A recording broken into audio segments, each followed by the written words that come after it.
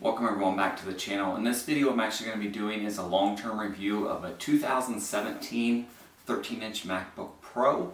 Now I'm going to go over a little bit of the specs, kind of what we paid for it and what it's used for before I get into the review. But again, this is a 2017 MacBook Pro. This was the $1799 model, which gets you a dual-core i5 at 3.5 gigahertz, 8 gigabytes of RAM, and a 256 gigabyte SSD. It does have the 4 Thunderbolt USB-C ports, headphone jack, and this is the model that also does come with the touch bar. So again, this was $1799. We did pay for Apple Care for this just because these things are impossible to work on from a user standpoint, so you really need someone in the Apple realm if you want to get any type of service done on that. So this is actually mainly my wife's computer, but it is a system that I've used periodically throughout time for weeks on end. We've had it for around 3 years, so the Apple Care is actually expired now. But that being said, that's kind of a little history about it. It was mainly bought because we had a 2012 MacBook. My wife really likes the Apple ecosystem, so that's what she went with. She really didn't search on any Windows laptops. She just went straight to this. Kind of ask a few questions about if she should get the $1299 model or the $1799 model, and we ended up getting the $1799 model. So the first general use, this is actually used for mainly productivity work, Word, Excel, some light Photoshop, Lightroom, things along that line, email, nothing too fancy. Honestly, it's probably a little overkill for what it's used for, but we did use it. I did use it a decent amount for like Lightroom and some productivity work at where I work at. So a few positives about it is it has great battery life. We can get 7 to 10 hours still. Again, it's a 3-year-old laptop now, but the battery's held up pretty well. Generally, you can get 7 hours pretty easily. You can get 10, depending on what you're trying to do. My wife uses it at a little bit higher display brightness, so she doesn't get quite as much battery life out of it, but battery life is not an issue even 3 years down the road. Other positive is, you get the Apple ecosystem. So my wife has a Apple Watch. She's got iPhone XS Max, I believe. So it all just integrates well within that ecosystem. So if you're wanting to stay within the Apple realm, that's really the only option you have. Another good thing is overall the reliability. I know they've had some issues with the keyboards down the line, and I'll get you guys some shots of it, but the reliability of this, we haven't had any hiccups with it. No keyboard issues over the 3 years we've had it.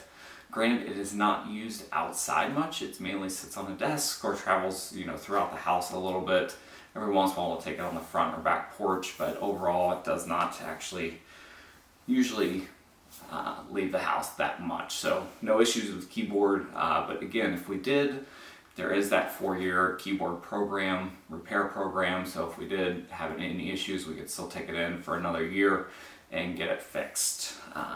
Another positive about this is that it actually looks good. It's slim, it's portable, it's all aluminum, so it's a unibody shape, so again, it still looks about brand new from when we bought it. There's no few scratches and dings and things on it like that, but that's really it. The display, this is I think one of the better 13-inch displays out there, even with some of the newer 4K ones. Apple just is just way better at the color accuracy of their screens. It's mainly a software thing, as Windows not really optimized for being extremely color accurate, just with how much it changes. I know Lightroom, it does help a little bit, but it has a great bright color accurate screen that you could do actually some somewhat professional grade photography or videography stuff on if you wanted to. And that's really it. You're really paying for the Apple ecosystem, the reliability, which again, I know people had issues with the keyboard, but we haven't, and you're paying for the good screen, touch bar, keyboard, huge mouse trackpad, which is miles above any other Windows laptop out there. Even something like the Dell XPS 15, which has a great trackpad, or the Lenovo X1 Extreme has a pretty good trackpad, but it's nowhere near what the trackpads are on these. So a couple quick negatives. The big thing is that you can't work on these. So if you have any type of warranty, or even if you spill something on it, it is not spill resistant like some of the ThinkPad laptops, so you will have to kind of watch that. That's why we went and paid for the Apple Care, because we knew we couldn't get into the machine and work on it. Another negative is that you're paying that, they call it Apple tax, but you are paying more than you would if you got an equivalent Windows laptop. You could get a T490 or an XPS 13 probably for $500-600 cheaper, or even less, depending on how you shopped around for it. But again, if you want the Apple ecosystem, that's really the only way to go. And those are the only two negatives that I really had. Has great speakers. It doesn't get real hot. It doesn't get loud. Even with some light room, it will get a little warm, but we haven't had any issues with it overheating or getting excessively hot. So that's it. Would I recommend buying one of these? I actually still would, even in today's, if you could get one refurbished or one for a good deal, I would still recommend buying one of these. If you want to spend $1,800, which I would recommend getting the $1,799 model, even on the newer ones, versus the $1,299 model, which still has the old 8th gen Intel Core processors in it.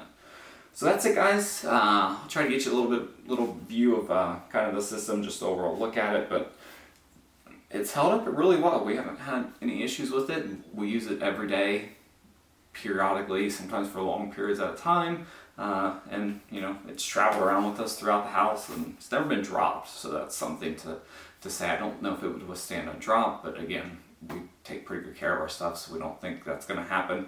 If you guys have any questions, comments, feel free to leave them below, and I will answer what I can. I would still highly recommend buying one of these. I'm actually a Windows guy. I prefer to be able to work on my system down the line, or upgrade RAM or memory, or the hard drive or SSD, how I feel. But it's been a great system.